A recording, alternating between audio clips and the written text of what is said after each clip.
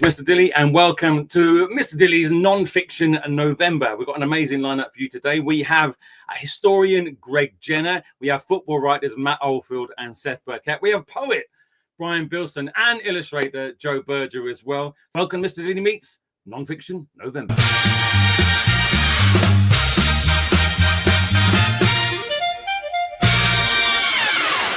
Let's get into the show and bring in my first guest. Welcome, historian, broadcaster, Greg Jenner. Hello, Greg. How are you? Hello, I'm all right. I've got a slight hoarse throat, so apologies if I sound a bit croaky. So Greg's book, we tried this before the show. It's interesting on my green screen. I'm going to hold it up, and we all agreed, actually, that books should have these sort of covers. Because watch what happens. Look, there we go. We got these transparent covers where we can see here, totally chaotic history. I'll show you the real. Normally it looks green. But yours has gone see-through. There's the proper one. So this is part of your Totally Chaotic History series. Before we get into that, for those who are not familiar with you or your other work or what you do, tell us about who you are and how you got to writing these books, and then we'll jump in to talk more about this book and the series as well. Yeah, so I'm a public historian, which means my job is to make history fun for everyone, no matter how old you are. And I started the thing that people might know is the TV show Horrible Histories. So I worked on that for 11 years. So I was the historian on that show, and I wrote some of the sketches and some of the songs, but mostly I was the nerd. So I was in charge of all the history facts, and that was really good fun. And then after that, I started writing books, initially for adults. Then I became a podcaster, and I did a show for kids in the pandemic called Homeschool History, and I do a show for grown-ups called You're Dead to Me. And then I started writing kids' books. So my first was called You Are History, which is a sort of lovely, colourful book about the history of daily life, 50 objects kids might use every single day. And then I started with this new series that I created called Totally Chaotic History, where each book is a different subject from history, and I co-write them with experts. And book 1 was Ancient Egypt, book 2, Roman Britain, and here we are, book 3, the Stone Age. Yeah. So the Stone Age now, in the curriculum now, has been for the last few years, as most of the children watching would have done it, but whether they can remember doing it, because it's usually it's a bit longer, younger, they sort of do it and stuff. But let's face it, there's a lot of it in terms of that. When you were thinking of writing this particular book, was it the history itself that kind of appealed to you, or the kind of the challenge of trying to get that amount of time into a kid's book and kind of make it sort of funny and accessible for kids? What was it kind of that got you into sort of doing it? It must have been quite a hard thing. It's a great question. To be honest, actually, the whole reason for the Totally Chaotic History series was I did a session with lots of primary school teachers about 2-3 years ago, and they begged me to write a book about the Stone Age. They said, it's so hard to teach. It's so big. It's so confusing. They keep discovering new stuff. We don't know where to start. Please write a book about the Stone Age.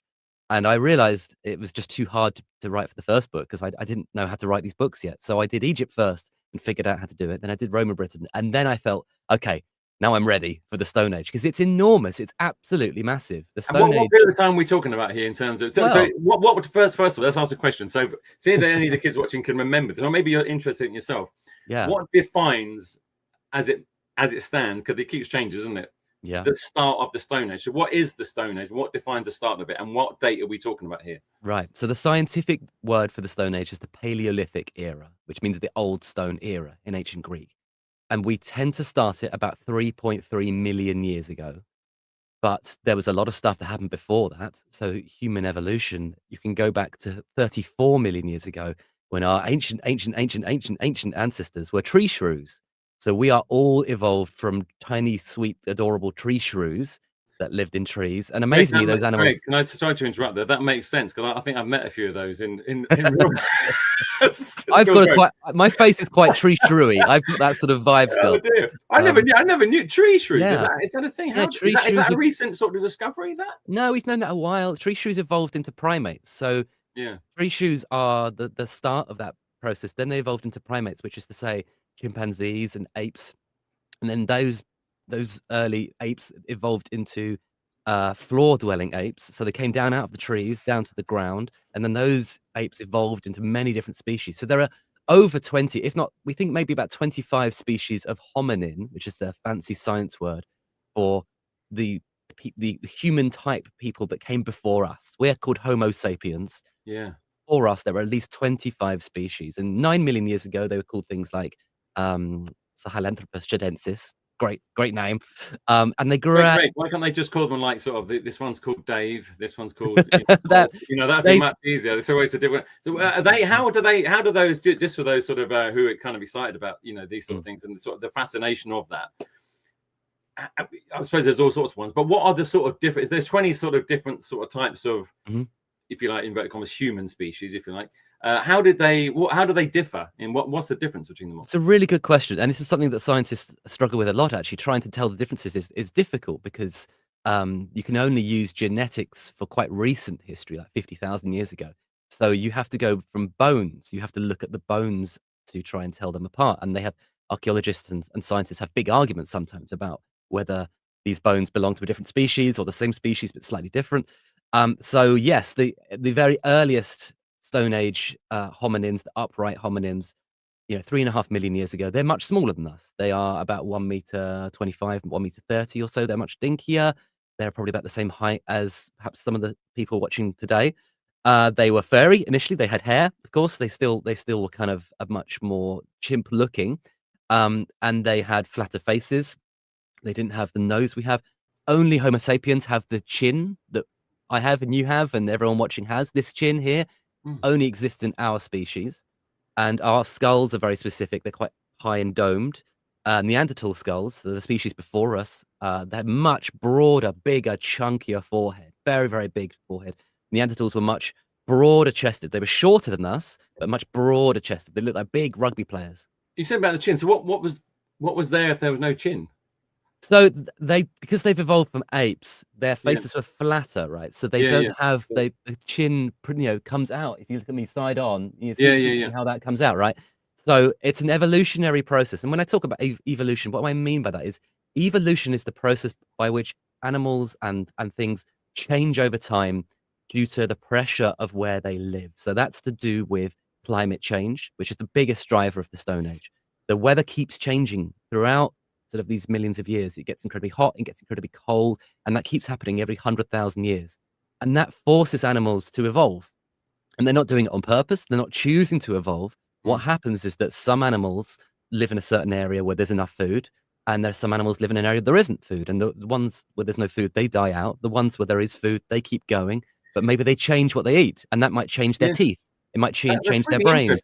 Isn't it? Because I think the thing is that, and another thing, this is it's non-fiction. We find different routes into reading, and facts and history are all sorts of different routes into sort of finding out and the links you can make. But one of the things you said there was really interesting is that, the planet itself has got, obviously we've all heard of global warming nowadays and humans' involvement in that. But the planet itself naturally heats up and cools down. And there's been times, am I right in thinking, where there's been no polarized caps at all? Is that correct? Or what? Well, it's interesting, yeah. So the sciencey fancy phrase is called a Milankovitch cycle, named after a famous scientist who discovered it, who realized catchy name, Milankovitch cycle.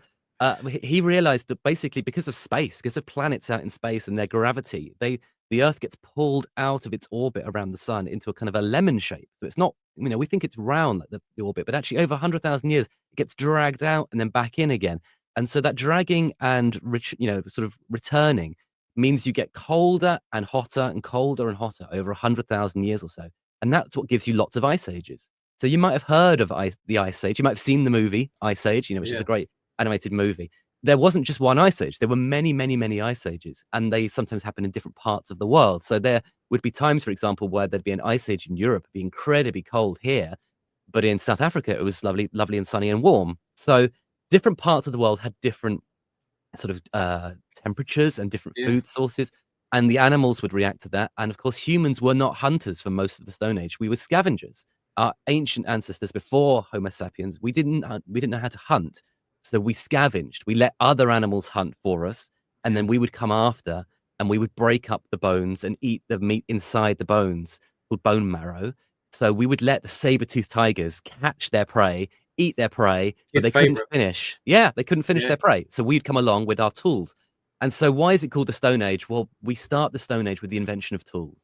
So it's the earliest evidence they have of that. But in if I'm right, Africa. that they sort of redid that, didn't they? A few years back, they found some other ones in Yeah, Kenya, wasn't it, or something? that's And it. That's right. so Yeah, they they sort of keep jumped back about 1 million years. give or take. Yeah. So the evidence now is for about 3.5 million years ago is the invention of tools, and these tools are very basic initially, and later on they get quite bit more fancy. They're hand axes. They are basically you take a stone and you sharpen it and you turn it into a kind of a combination of a hammer or a knife. It does both really, and it allows you to bang and smash open bones, and it allows you to scrape and remove fur or the outside of an Yeah. animal's hide. And over time, hominins get better at making these tools and more sophisticated and more fancy. But at its core, it's basically a sharpened rock. But it's very, Yeah. very difficult to make those rocks. You have to really practice. You probably And need some tools to make those tools. well, Yeah. we would yeah, There's your problem. yeah, and that process is called knapping, spelled with Yeah. a silent K, so Mm, KNAP. mm, So it should be knapping. mm. And knapping is where you're making a tool and then you use that tool. And for the majority of the Stone Age, that tool was vital. That was super important. And it's one of the inventions. And so later on, we get the discovery of the ability to hunt. So the Mm. earliest evidence we have for weapons for hunting is about 400,000 years ago, which is a spear. And this was just a wooden spear. And then 200,000 years ago, they learn how to add their sharpened tool with string and haft it onto a stick. So they learn that they can It's add incredible, isn't it? sharp tool. It's the Yeah. period, it's the time periods, isn't it? And a little Yeah. bit of evidence we have for it. Greg, can we jump into a school question for you? And then afterwards, if there's a particular section of the book you'd like to sort of show us or highlight, Sure. that'd be great. So we've got a little question here this is from Stenson Fields Primary Community School in Derbyshire. Thank you for your question. How long does the research take when you are writing an historical book? Does it vary? I don't know. Over It to you does for that. vary. That's a fantastic question. Thank you so much. So it can really depend. When I write books for adults, they take a lot longer sometimes. My second book was about the history of celebrity. That took 4 years full time, which is a very long time. My children's books, what's amazing is I get to co-write them with experts. So my expert co-writer on this book is called Dr. Brenna Hassett. She's an archaeologist and a scientist. So she has all the knowledge in her head. So she and I work together. My job is making it funny and doing the storytelling, and she's doing all the kind of the facts, and we get to be a double act in the book. So it took about a year to write this book, and then the illustrator Rickin, he then takes half a year to do all the funny cartoons and illustrations. So it can take about 2 years for a book to be created and published, but sometimes Wow. it can take longer for an adult grown-up book that's very long. And my adult books are 120,000 words long, which is, very, very big, about 350 pages. That took, about 2 to 3 or 4 years if you're unlucky. But kids' books can sometimes be a bit quicker because you don't have to write quite so much. This is 25,000 words, so it's not quite as long. But it's still a challenge, isn't it? To fit something Oh, so yeah. huge into a small book. Thanks for your It's question, Stenson Fields. We've got another Yeah. one for you, school here, Greg. Then show us a little bit of your books. Here we go. So this is St John Fisher Catholic College, Newcastle under Lyme. Thank you. What is your most favourite part of history? Maybe it's the Stone Age, maybe it's something else. Do you have a particular favourite or not really? Well, I was a medieval historian, so my thing was medieval, but I've kind of ended up being a guy who does everything now, which is nice because it means it's always fun and different and exciting. I really like the Georgian era. I really like what we call the 18th century.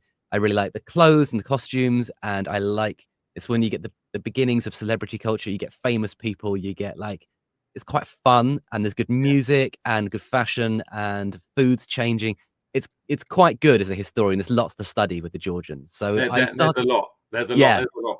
So okay, let's jump into your book a little bit. So I'll hand over to you. Show us a little section. Thanks for your question, St John Fisher College. There.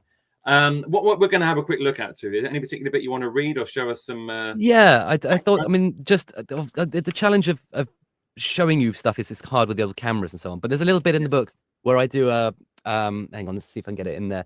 I do a Stone Age steakhouse kind of recipe, a menu. Brilliant. Right, have a go at that. So I'll hand over to you. Give us a little bit of that then, Greg. Okay, so what you need to know is that the discovery of fire happens about 800,000 years ago. Humans learn to control fire. That means they can cook for the first time, and by cooking your meat, cooking your food, it allows more calories to go into your body. You get bigger brains, and so they evolved bigger brains because they could cook their dinner. So I've done a sort of silly comedy restaurant menu where the advice of what to do in the restaurant for the first time. So Hello, welcome to the Flame Grilled Feasting Steakhouse, home to the freshest cooking techniques. We serve all your favorite meats in a totally new way by cooking them. It's where we use recently discovered fire to make your meat easier to chew and quicker to digest. Fire is very exciting to watch, and the food tastes absolutely delicious. Unfortunately, we've had some minor accidents, so please read the safety briefing before your meal. Warning number 1, do not touch the fire. The flames flicker in a hypnotic way, and you will want to reach out and touch them. Do not touch them.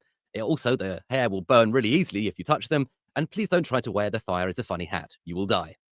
Warning number 2, beware of the lightning. Sometimes fire just randomly shows up thanks to scary bolts of lightning coming down and making the trees go all flamey. Do not try and hug the lightning. You will die. Warning number 3, watch out for the hyenas. Due to an unfortunate booking error, you are seated next to the same on the same table as a pack of ferocious hyenas. They're hungry, they've got huge teeth, and they don't want to get the sharing platter with you. So you're going to have to fight them off if you want to enjoy your mammoth meat. Good luck with that. Try not to die. Warning number 4, avoid liver poisoning. If you kill those hyenas, do not eat their livers. Eating the livers of meat-eating animals seems to make hominins like us die horribly. We don't know why. However, if the animal only eats grass, such as a mammoth, then you can eat its liver. That's fine. Warning number 5, watch out for bears. They're sort of everywhere, particularly if you're trying to get the fish course. They'll be near some rivers. Warning number 6, having friends for dinner. You're welcome to invite friends for dinner, but be warned, they might want to have you for dinner. Yes, here in the Stone Age, some homonyms have been known to eat other homonyms. Due to our recent customer complaints, we are now introducing a no nibbling rule. Eat the mammoth meat, not your fellow diners. That's great. There you go. Basically, good advice. Try not to die. It's a miracle, actually. Anyone, we actually evolved, isn't it? I mean, there's so many things coming against you, and the balance of life is so sort of subtle in that sort of sense. About history, non-fiction November. What do you hope kids maybe realize about history as non-fiction and a way into reading, possibly through your books? Any thoughts about that? Yeah, so reading is a brilliant way of expanding your mind. It's like a superpower, right? You can get into someone else's brain. You can get into my brain by reading my books and sort of have a rummage around in there. But also it will change how you see the world. So if you read a book about facts, about science, about history, about sport, about fashion or music, you will suddenly see the world differently. You'll suddenly understand things differently. And that can help you enjoy the world. It can help you do better at school. It can help you choose a career for when you want to grow up and choose something to do with your life. It can help you understand the news a bit better. If you see stuff going on in the news and think, well, why are they all fighting about this war? You might suddenly go, oh, I get it now. I understand. So nonfiction is a wonderful way of making sense of a very confusing world that we all live in. And it might also give you ideas about what you want to do and who you want to be. That's a great answer. Okay, final question, Greg. Okay, if you could time travel to one day to the Stone Age, now that's quite a lot of time. Okay, what would you most want to find out for real? Because as I said, as you quite rightly said, is that discovering stuff all the time. Some of it's sort of guesswork. Some of it is it this, is it that. But what would you most want to find out for real? Maybe a mystery of some sort of kind that's still lingering over most of human history. Let's face it. Is there anything there you particularly think, actually, I'd like to see that? Is that actually true, or is that's that a really exciting question? In terms of the Stone Age, there's way too much of it. I wouldn't be able to speak the language, of course, because they wouldn't speak English like me. I think I'd like to see the building of Stonehenge, because we might assume Stonehenge was all built in one go, but it wasn't. It was built in lots of different phases, where they started with holes and ditches, and then they were like, let's have some stones. And then they moved the stones around, then they added some more stones, and they moved those around. So I'd quite like to see the planning meeting where someone said, these stones are in the wrong place. We should move these around. I want to see an argument between people saying, I like the stones where they are. No, they should be over here in a circle. Because we're not sure. It must have happened, wasn't it? And that's what I'm saying. That's the funny thing about it. You have these grand things sort of wound up and all these Stone Age circles and sort of henges across our landscape and all the rest of it. And yet, at some point, someone had to make a decision, and then someone had an argument and said, "Not that one." The stones are from far away. Some of the stones are from Wales, 180 miles away. Some of them from Marlborough nearby, but they're very heavy stones. Some of them are 4 tons. Some are 25 tons. So people are dragging these stones across hundreds of miles. And someone that's going, yeah, I think maybe put that one over there. No, actually, I've changed my mind. And the poor people go, oh God, just make a decision. Well, it's that little bit when they go. I've got some stone. We got some stones here. So like they're up in over there, Wales. They wouldn't, of course, they called it Wales. And they went, there's some stones down the road. No, I want them from Wales. Yeah. I want the big ones. And we think actually one of the stones might have been from Scotland now. We now think that the heel stone or the altar stone might have been from Scotland. So yeah, the amazing thing is there's also other henges in the area. This bluestone henge, there was a wooden henge too. They were building henges and they were moving them around. They were reconfiguring them, they were trying new things. Stonehenge is part of a bigger landscape. It's part of a kind of bigger series of different things. There's a cursus, there's an avenue, there are other henges, there's various monuments, there's Silbury Hill. Yeah. They're not just building one thing. They were building lots of things all connected up. And it's really, really fascinating to know why did they do it and why did they change their mind on things? Why did they keep tinkering with it? I think I'd agree with you, actually. I think I'd like to go back and see that. That's a great thing. So, listen, Greg's staying with us, but Totally Chaotic History, The Stone Age Runs Wild, and also Greg's other chaotic history books, podcasts. The World of Greg is available now. But Greg's staying with us. And now, round of applause. Thank you very much, Greg. We're going to bring in Matt Oldfield and Seth Burkett in a minute. I'm just going to play some titles. We're going to now do something where we're all going to join it together. Matt and Seth are going to join us, and then we're going to speak to Matt and Seth about their book, The Football Goat. Here we go. So,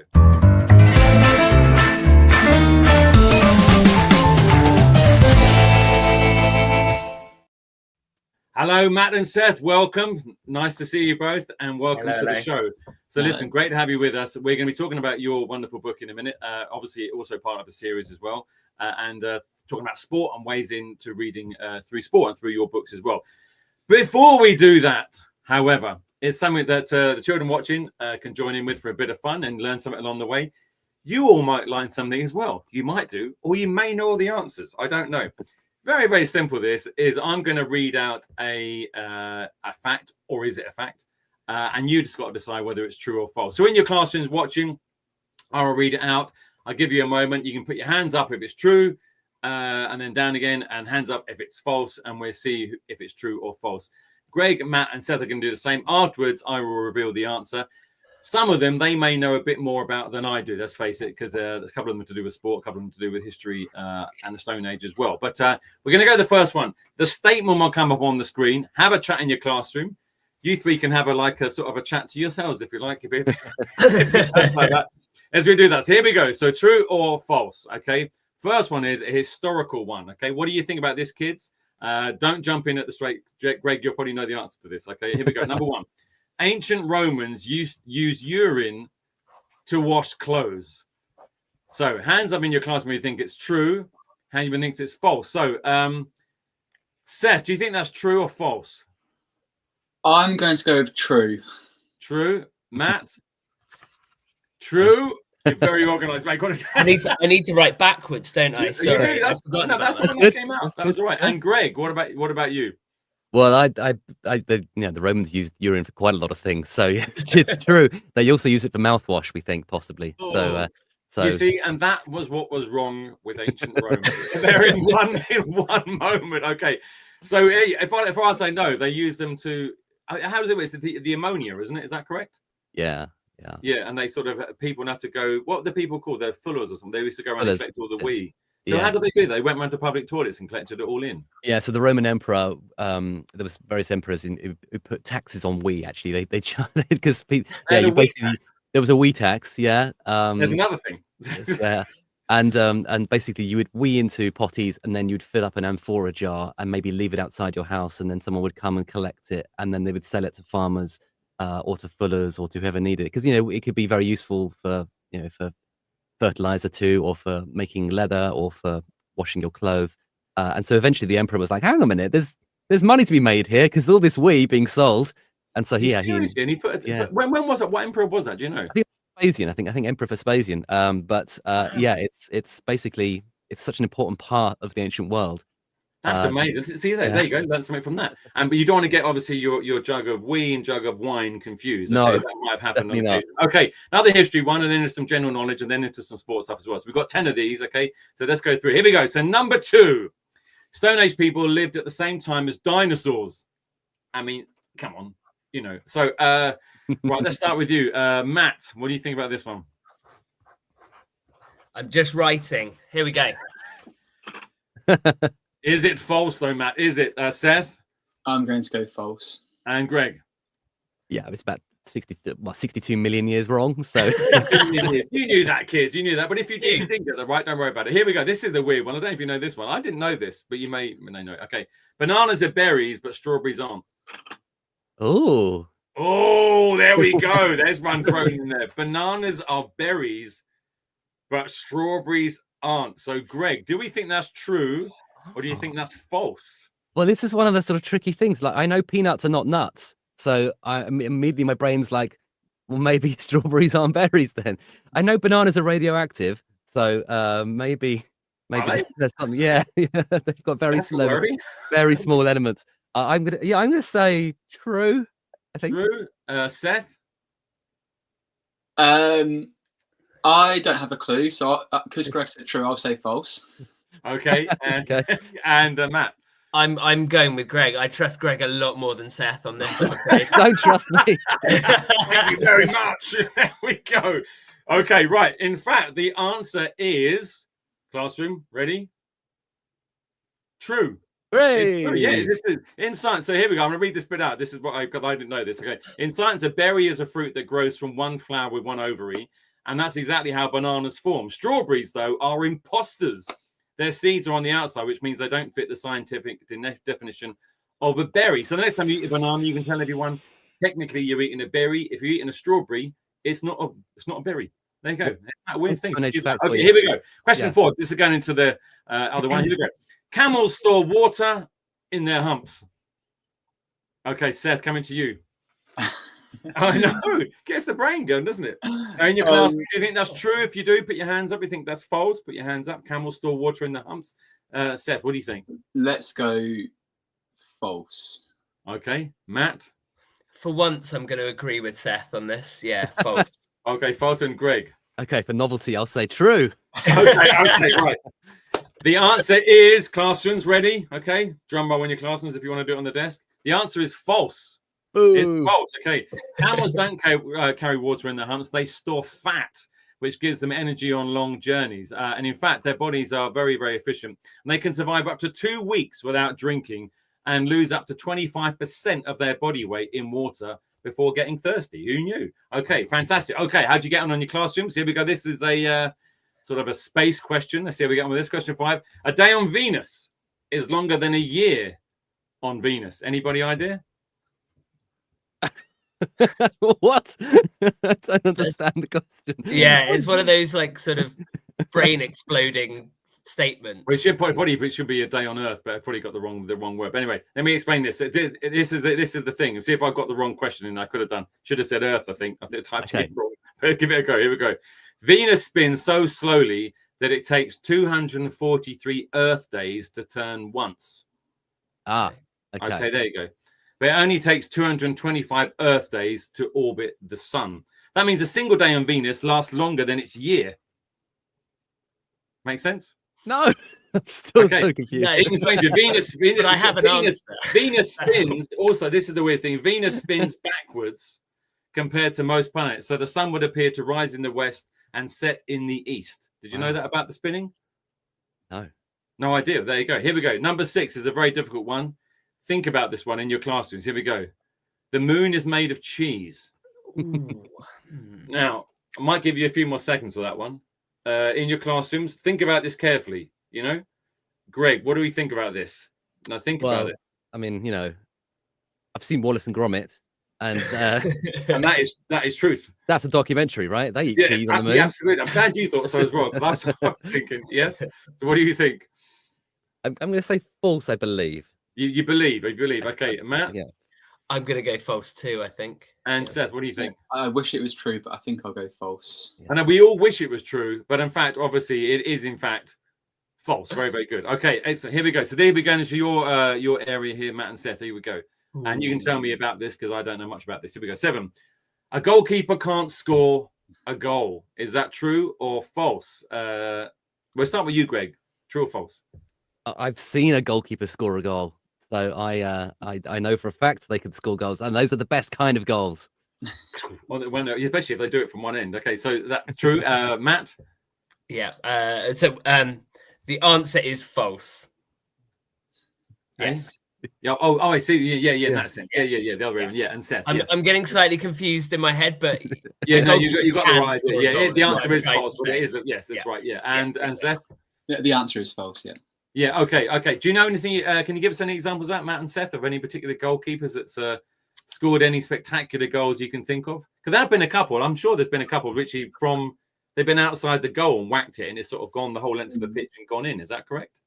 Yeah, I mean, the better ones, the ones that I can think of are more like sort of going up for corners, and you've got Peter Yeah. Schmeichel a long time ago, and then Alisson more Alisson, recently scored yeah. a brilliant header, Yeah. incredible header, and in the last minute, yeah. And That was the one that there's a bicycle kick as well that I've seen on Instagram of Yes. a goalkeeper scoring an incredible bicycle kick, and you sort of think that's amazing, right? Yeah. Oh, that yeah, must be such a good feeling, especially if you were like, saved all the goals in that match and then you score one. I mean, that's got to be a good feeling, isn't it? Okay, that's fantastic. Here we go. So, question 8, true or false? The first footballs were made from animal bladders. Is that true or false? Greg. It's true. True. Matt, yeah, Seth. Yeah, that is yeah, true. yeah. They were made from animal bladders. Do you know anything more about that, Greg, in terms of that? Yeah, pig's bladder. So it's we can date the history of They football. took the pig off, I guess. They took the pig off, unfortunately, Yes. but yeah, we can date it back to the Middle Ages. So the earliest evidence we have for football is about 800 years old, and it was back then. It was a very violent game played by the entire village, and the church gates would be the goalposts. And we know of multiple people who died playing it because it's incredibly violent. No you know rules.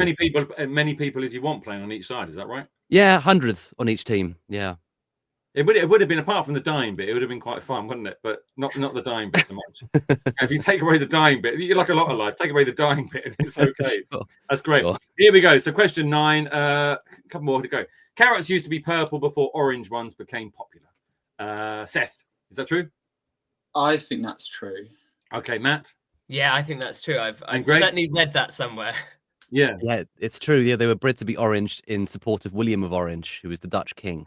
So I they're thought that originally was the purple. case, yeah. But they're Yeah. making a bit of a comeback now, aren't they? You sort of see the different colours. There's Yeah. other colours as well, isn't there? There's purple, but those are not, I can't remember the other colours, but yeah, that's true. I'm learning so much today. This is great. Isn't it? That's what I'm saying. The kids watching, I'm learning stuff. Okay.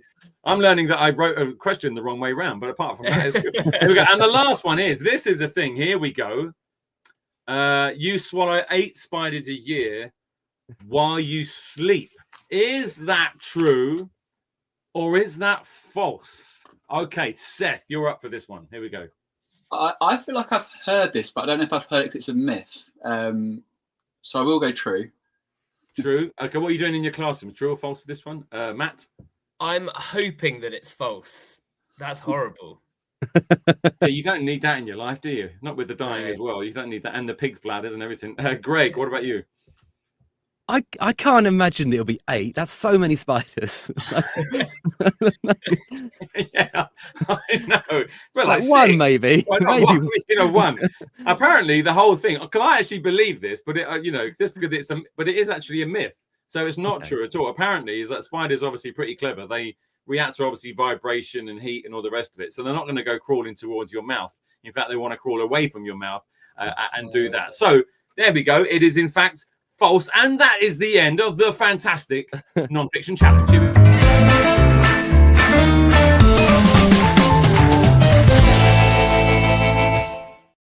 So, Greg, that leads me to say a goodbye and a huge thanks to Greg Jenner there. So, Greg's book, of course, and the rest of the Totally Chaotic History books are out for your reading joy and pleasure now. Amazing book, this. I mean, there's a lot in there to cover, but it's a big period of time. Let's face it, it's a big period of time. So Greg, any last words you want to say before we cast you off into the Stone Age abyss, as it were? There we go. You brought up bananas.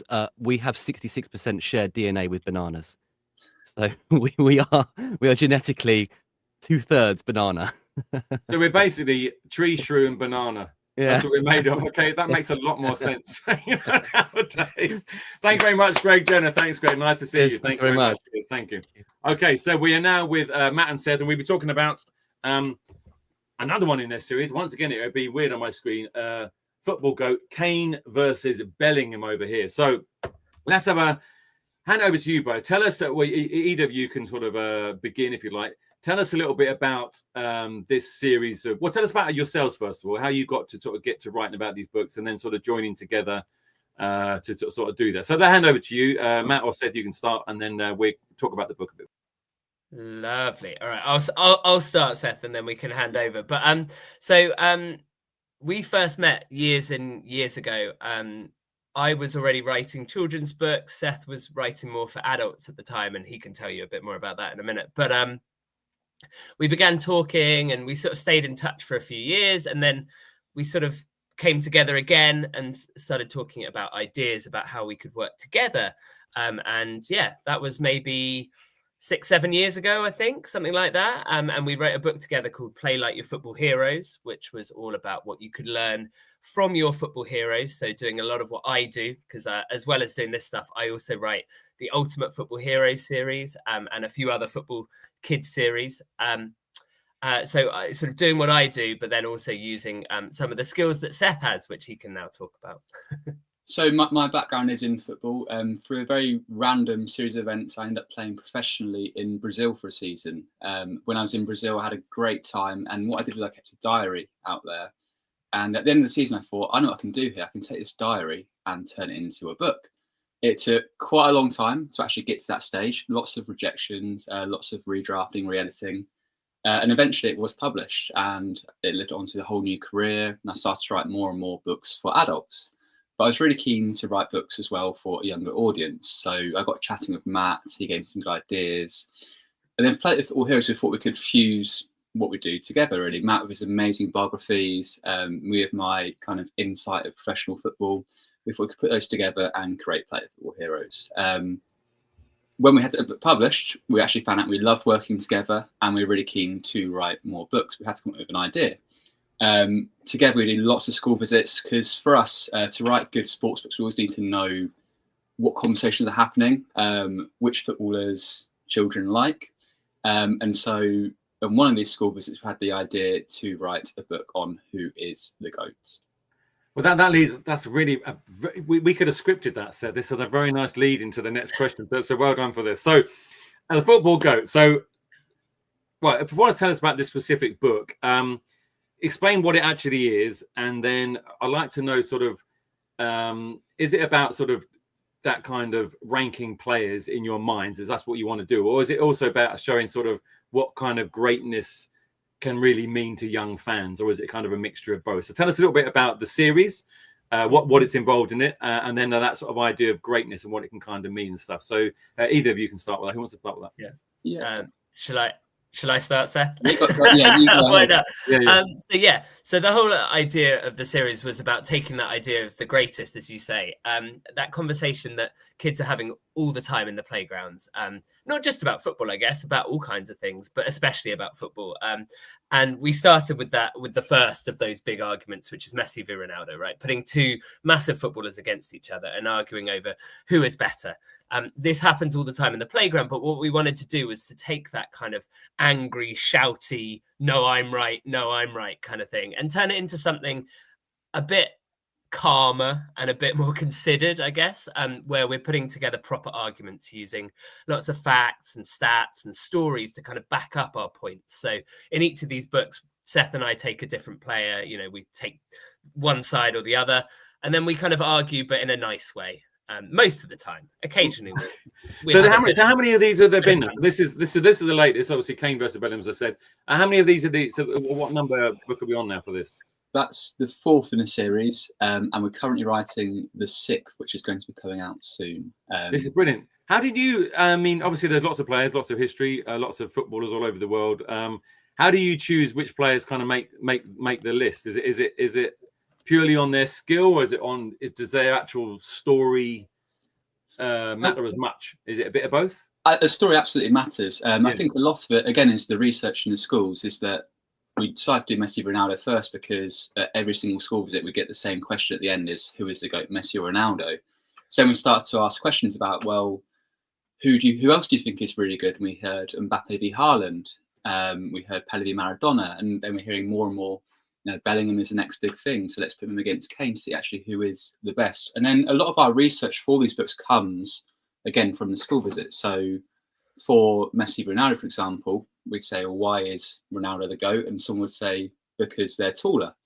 And actually, that's a really interesting concept for us to debate in our book, because being tall is an advantage in one way, but actually is a disadvantage in other ways. So it's down to us to prove why it's good for X reason, but why it's not so good for a different reason. So a lot of the research is done by asking our audience. A lot of the research is done by monitoring football. I mean, that's the great thing about writing about football, is you get to watch loads and loads of football, seeing who's doing well. And the great thing about football is that there's always new people coming through, always people who come from nowhere to do amazing things. And those, again, are the stories which we absolutely love to tell in these books. Is there? I'll ask Matt this one, and you can chip in, Seth, as well. Is there as you because obviously you know who the players were and all the rest of it, but as you were researching the books and discovering about these players, but obviously they're just human beings with their own past and all the rest of it. Is there any particular fact or story that kind of surprised you, or you thought didn't know, and you went, God, that's amazing, I didn't know that. That makes this even more remarkable, or something like that? Was there any particular thing? Oh, that's a really great question. I suppose, I mean, doing the research, players like Messi and Ronaldo, Kane, Bellingham, these are all current players that we we already know a fair amount about as kind of football authors. But I'd say the Pele Maradona stuff, going back in time, looking at some of those, the stories of what football was like back then, for us is kind of, you learn a lot more from that, I think. And they're just, the differences. It just sounds, for those kids that don't know, because some of the kids might be football mad and know these names. Sorry, but others might be. So tell us, because these were like, I mean, Pele, I loved it, but they were great players. Just tell us who they briefly were. Yeah, Pele and Maradona, and what was their sort of rivalry about? Because this is really the sort of the basis of your books, isn't it? In trying to sort of figure out this kind of stuff. So tell us about who they were.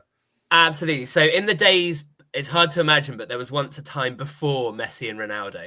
And in that time, these two were basically the two players that everyone thought of as the greatest of all time. So Pele, Brazilian, first came to fame in 1958 at the World Cup, has won the World Cup 3 times, incredible player, and amazing sort of personality in the world of football.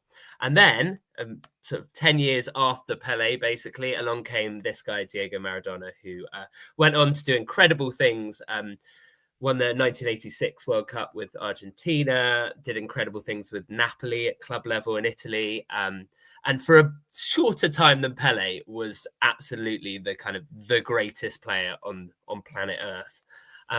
These two were very much, until the days of Messi and Ronaldo, were the two players that everyone talked about as the greatest, especially of the 20th century.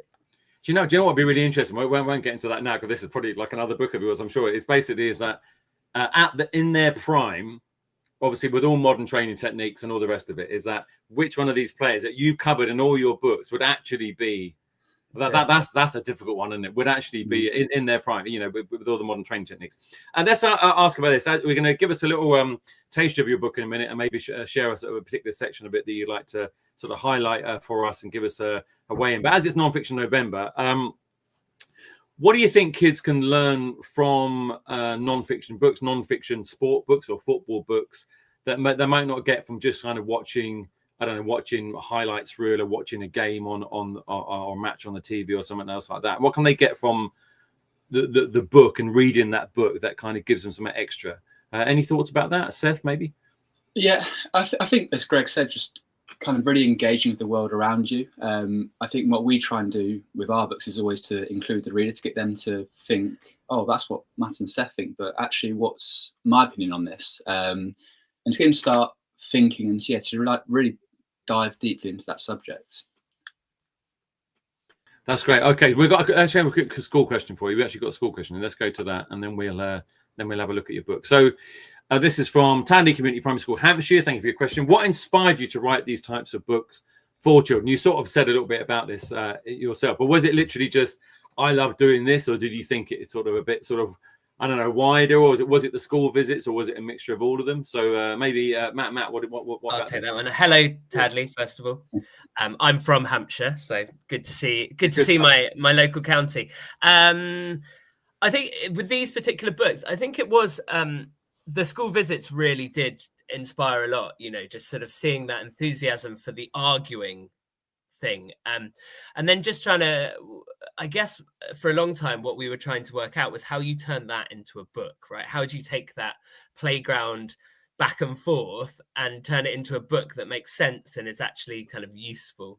And so that's where it all came from us. And then it was sort of putting it all into a format that seemed to work. So we picked these categories. We got 4 categories. It was about thinking about personality as a character.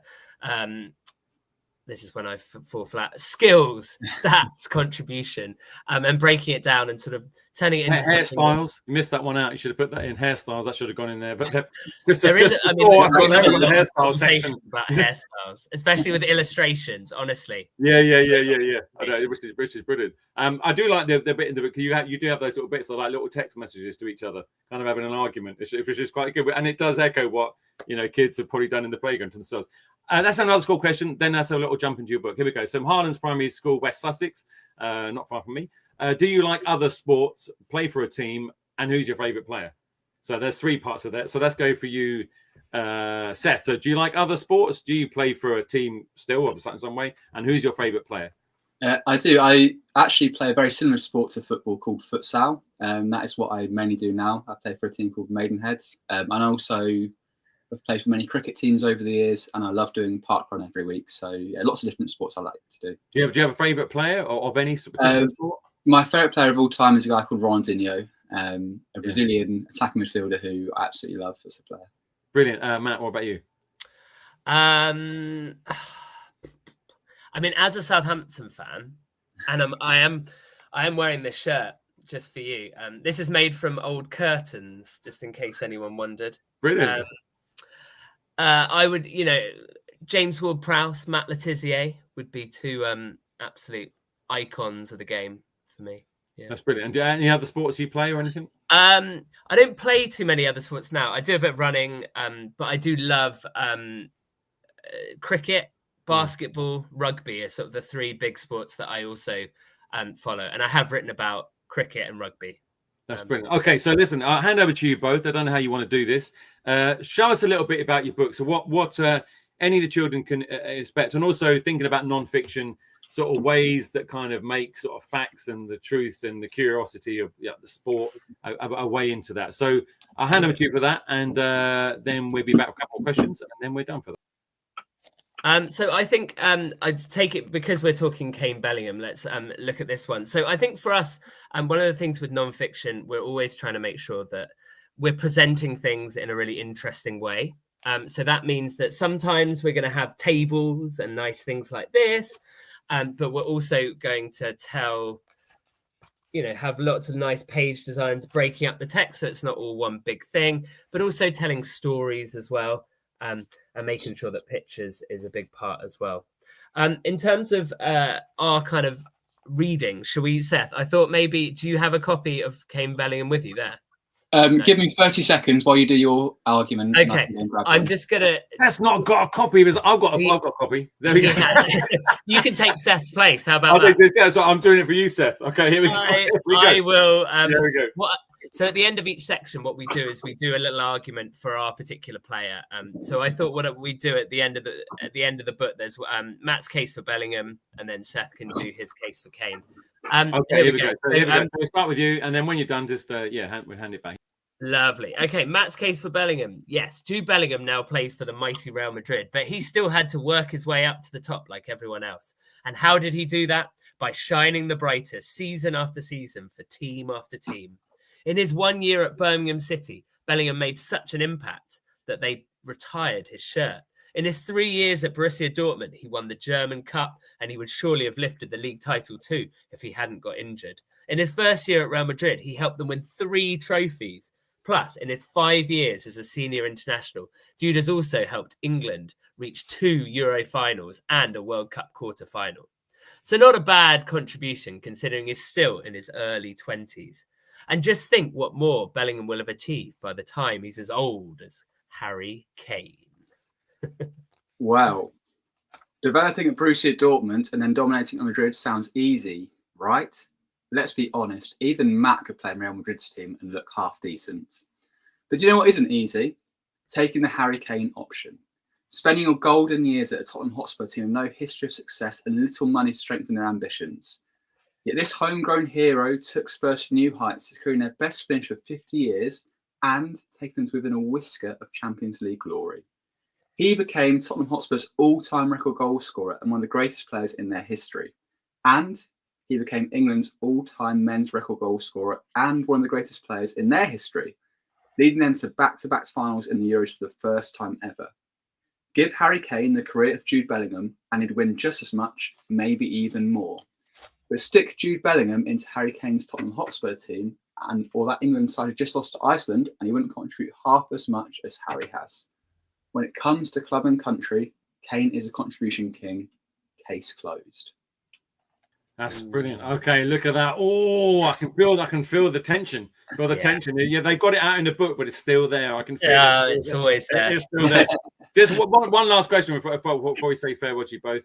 We've got draw-alongs coming up for you watching, and Brian Bilston is still coming up as well on the show today. But any particular, so you're talking about characters, football players on the pitch and stuff. Any particular people that you've looked at, maybe they're not in your books, maybe they are in your books, and you sort of found out stuff about them as you were researching, that sort of show great character kind of off the pitch, sort of proving that kind of, well, non-fiction, but real life can really be inspirational for the kids watching. Any particular ones that you kind of think of there that kind of you would hold up to kind of an example in that sense?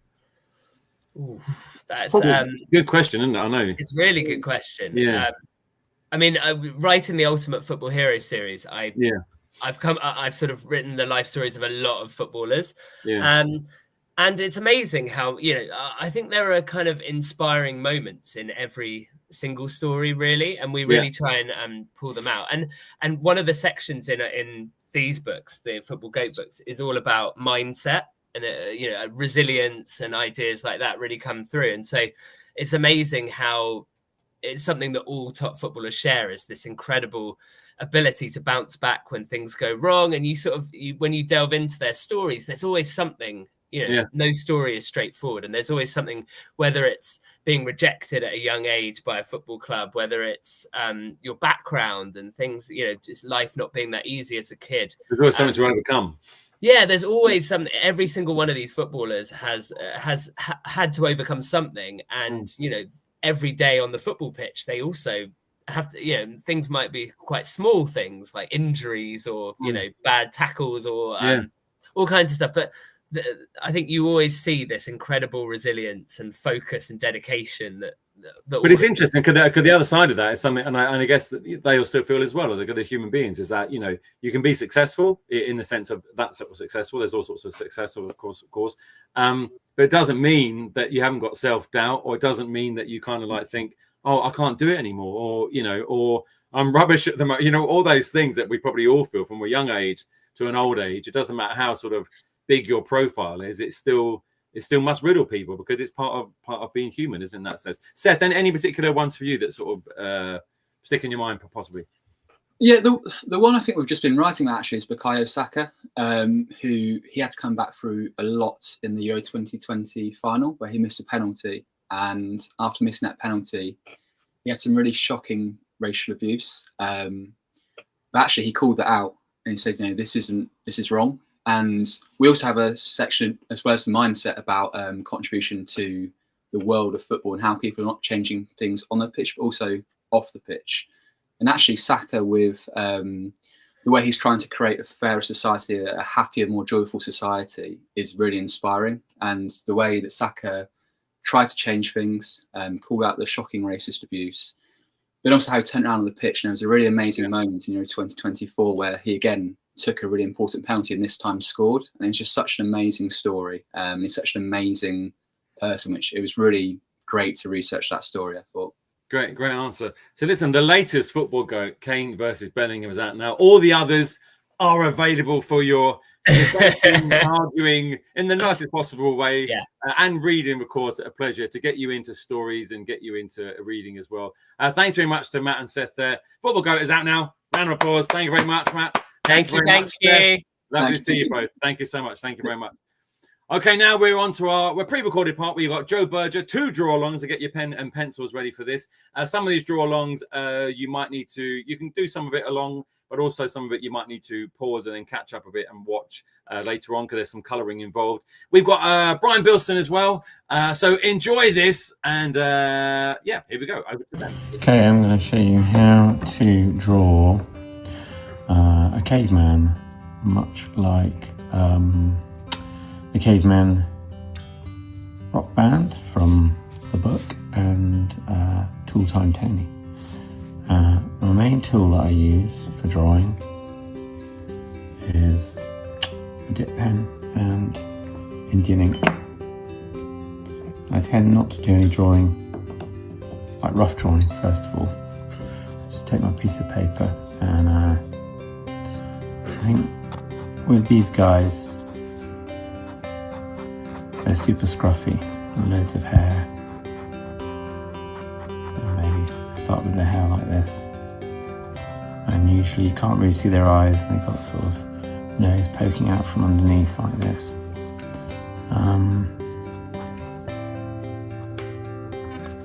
The guy in the book, the guitar player, he's got a very big tongue, and he's poking out like that. So the good thing about caveman rock stars is that they've got the right type of hair, like for a rock star already, and their outfit tends to be just a sort of leopard skin, you know, some kind of animal skin that they've got. So obviously they've got wristbands, because rock guitarists need wristbands, and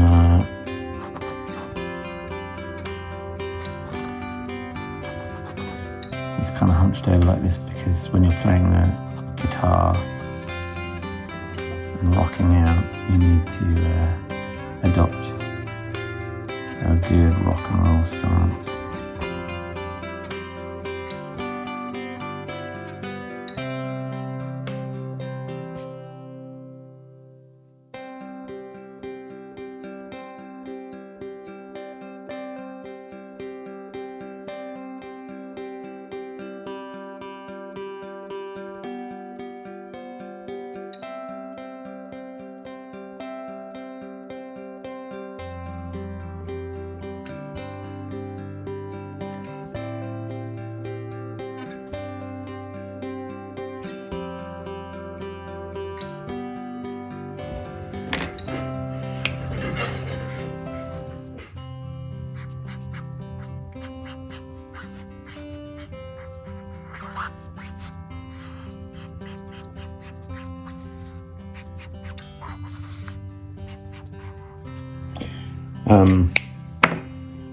Just adding a little bit of colour.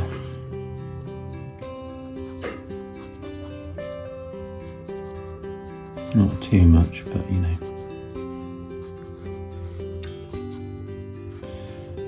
just enough to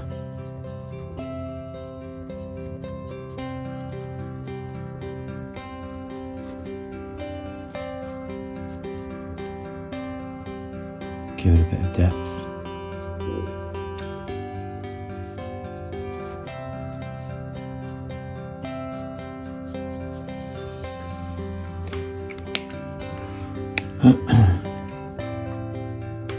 Little arm bands.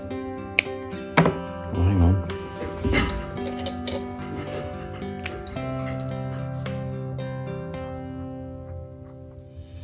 There you go. There you go. That is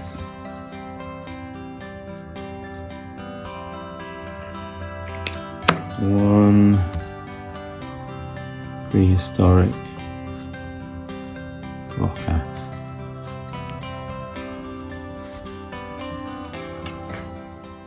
And my last guest on this non-fiction November special is a poet. Now, poetry isn't always non-fiction, strictly, of course, but it is another way to get into reading and understanding the world in certain ways. So put your hands together. Welcome for the last guest of non-fiction November special. Big round of applause. It's Mr. Brian Bilston. Hello, Brian. How you doing? Hello, Mr. Dilly. I'm very well, thank you. Fantastic. Now, your book is an absolute delight. It's a wonder. There's so much to learn in it and laugh about it. Explain a little bit about what the book is, first of all. It's called A Poem for Every Question. How did this come about, and what is it in that sense? Yeah. Okay. Well, the title, A Poem for Every Question, is a little bit of an exaggeration, to be honest. It doesn't attempt to answer every possible question out there. It would be a very big book if it did. But what it is, I guess, is 100 interesting questions that children might ask. I've attempted to answer in poetic form, and I've gone about that in lots of kind of different ways. Sometimes with a kind of fun rhyming poem, sometimes with something more kind of thoughtful and serious, sometimes in the form of a shape or a particular style. So you said it's 100 questions.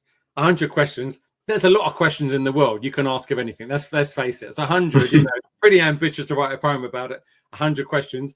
But even so, how did you decide? You got sport in there, and science in there, and history in there, and just general sort of silliness in there. How did you decide which questions to include? Because there's obviously, for every topic, even a history topic, there's a million questions around that. So how did you go about kind of sifting all that through to get to that 100 questions?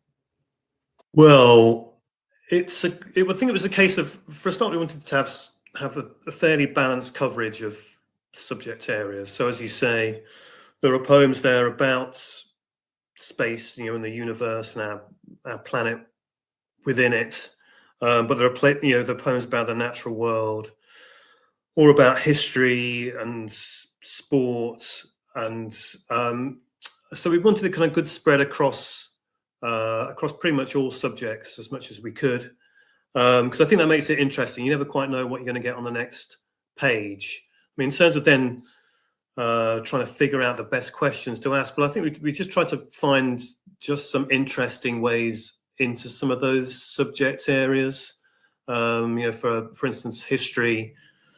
We've got there's a question there about who had the first holiday, and actually that's the sort of question that I had no idea what the answer to that was before I started to write it. Yeah, that's yeah, it would never occur to me, that question. Sometimes that's the thing about questions.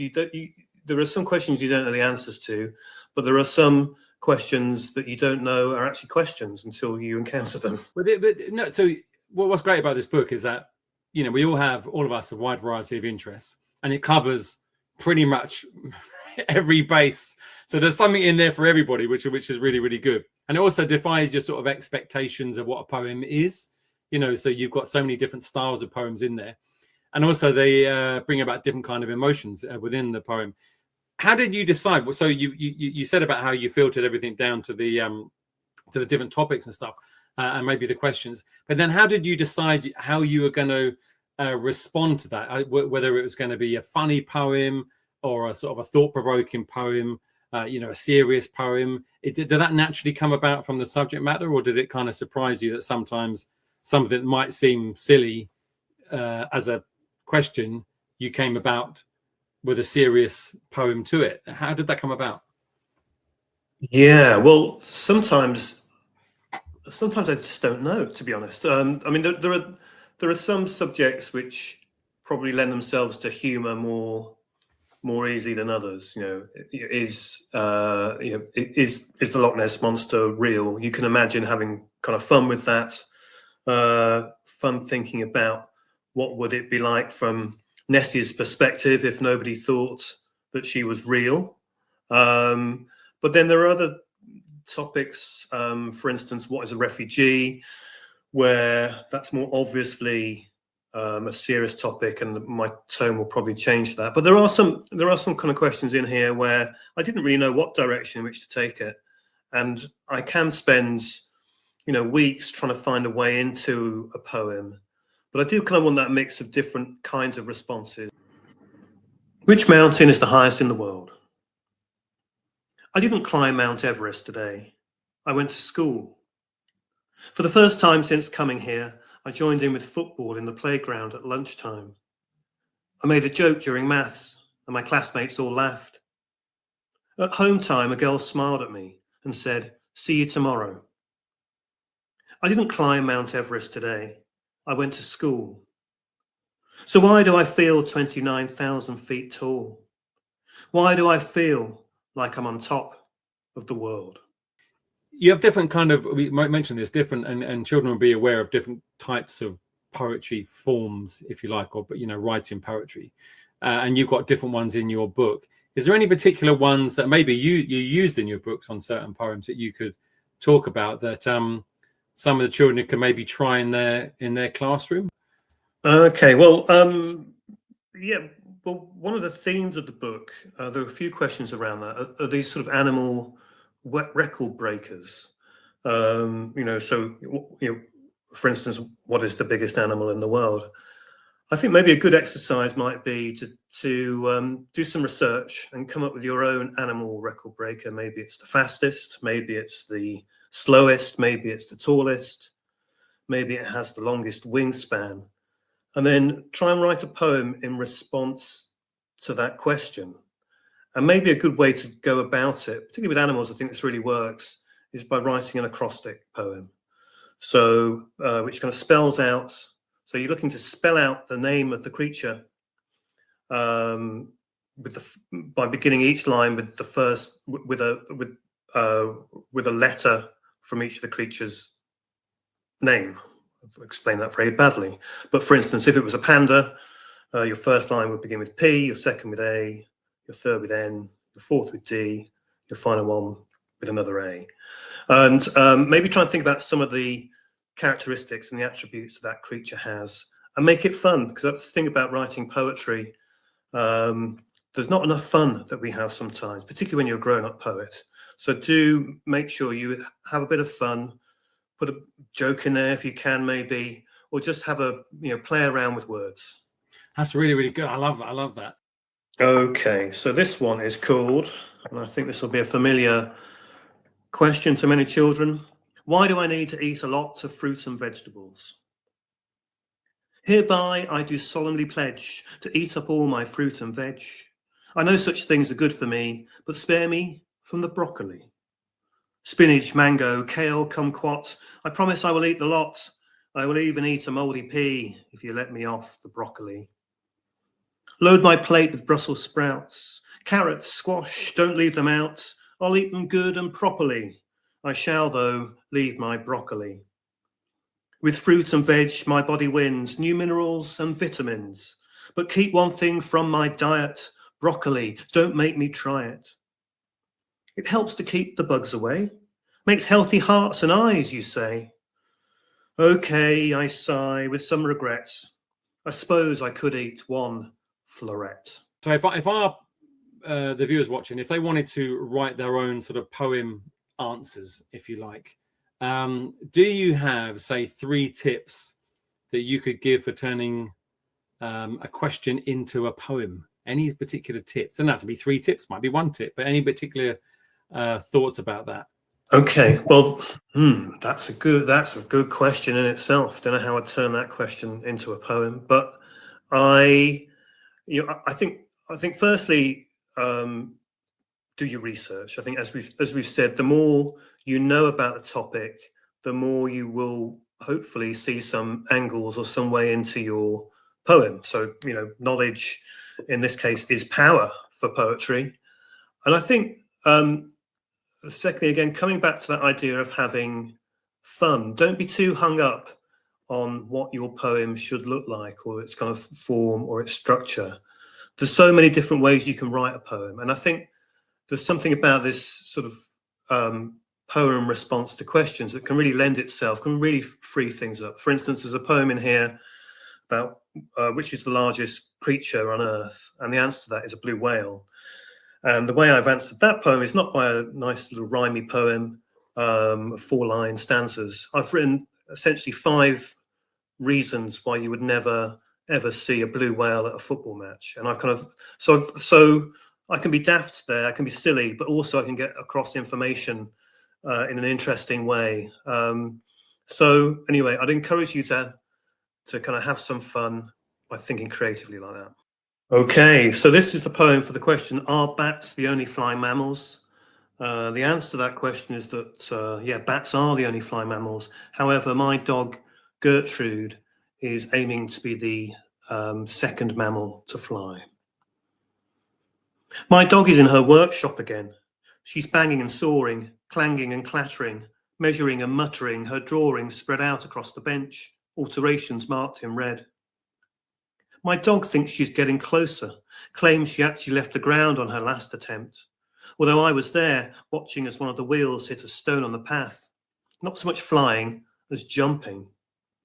She's repaired the wings since, made a new propeller, readjusted the tail. There may be a big dent in her crash helmet, but she's tough, she's not giving up. It's merely a question of speed, she says. And look, here she comes now, footing her way down the garden, being careful to avoid Mom's flower beds. I wave, and she gives me a pause up through her cockpit window. You must be bats if you think you can fly, I tell her, over the noise of the propeller. If only I was, she shouts back and grins. She puts on her goggles, takes a deep breath, and prepares to reach for the sky. There we go. Brilliant. Fantastic. That's great. Brian, thank you so much for being on the show today, and best of luck with the book. It's a beautiful book and a really fun book and a really informative book as well. A Poem for Every Question is out now. So let's give this man, Mr. Brian Bilston, a big round of applause. Thank you very much, Brian. God bless. Thanks a lot. Thank you so much. Thank nice you. To see you. Thank you. So one of the poems in this gorgeous book is this one. Why do we fart? And when I was trying to decide what to illustrate for each of the poems, the big question for me with this one was, well, how do you draw a fart? And I identified a few different types of fart, which I'll illustrate for you now. And the first one, which is quite a subtle sort of shaded version, we would sort of call this sort of amorphous waft. So a pen like this, a pencil like this is quite good for doing that kind of thing. Quite subtle and sort of disperses towards the edges. Now, moving on, I sort of thought, well, another way to approach this, another way of drawing farts could be as a sort of cloud of dots, you know, separate little dots, maybe more concentrated towards the middle, like a sort of cloud of gnats, you know, like a little cloud of flies sort of thing. Quite a different tool. I'm using a pen to do this, little dots. It's a really good way of doing shading as well, using just dots. It's called pointillism, like points, making little points. So, you know, like a cloud of gnats, that sort of fart, bothersome and irritating, but easily dispersed with a wave of the hand. What's next? Okay, the next kind. This one I've called the room filler. Now this you could just fill an entire piece of paper with sort of squiggles to approximate the all-encompassing quality of a room-filling fart. The sort of thing that means you really have to vacate the area. Again, quite satisfying to draw, and you can see that it creates a sort of evenly spread area. Alright, now we're moving on. I'll use the same pen for this one. This one is a sort of lingering sort of pall. And that's Paul, spelt P-A-L-L rather than Paul. And that sort of drifts around the bottom of the room, almost like a sort of very thick fog. And maybe little wafts of it might even waft up the nostril. There's a sort of the nostril of someone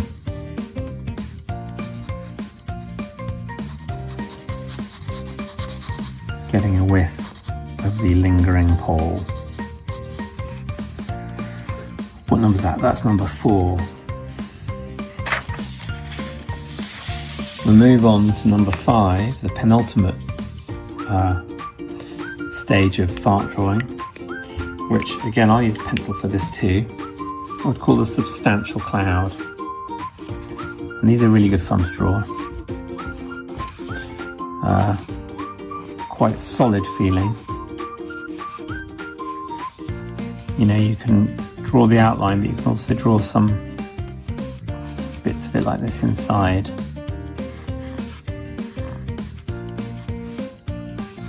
As you can see, it feels quite opaque, but it's probably not completely opaque. Opaque means you can't see through it at all. But for instance, if I draw someone standing behind it, here, looking obviously quite panicked by what they've smelled.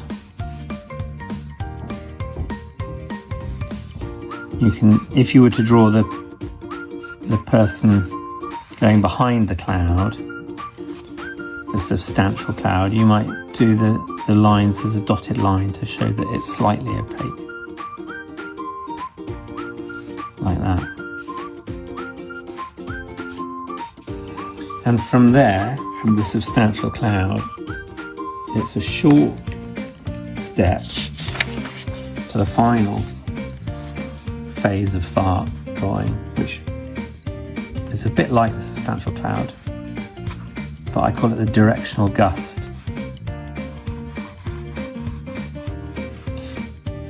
So the fart has a sort of focal point of origin, and if you get the book you'll see, and you might remember from the beginning of this video, the drawings I did of the fart in the book.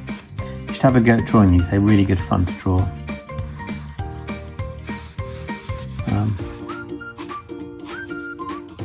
You start with a little point like that.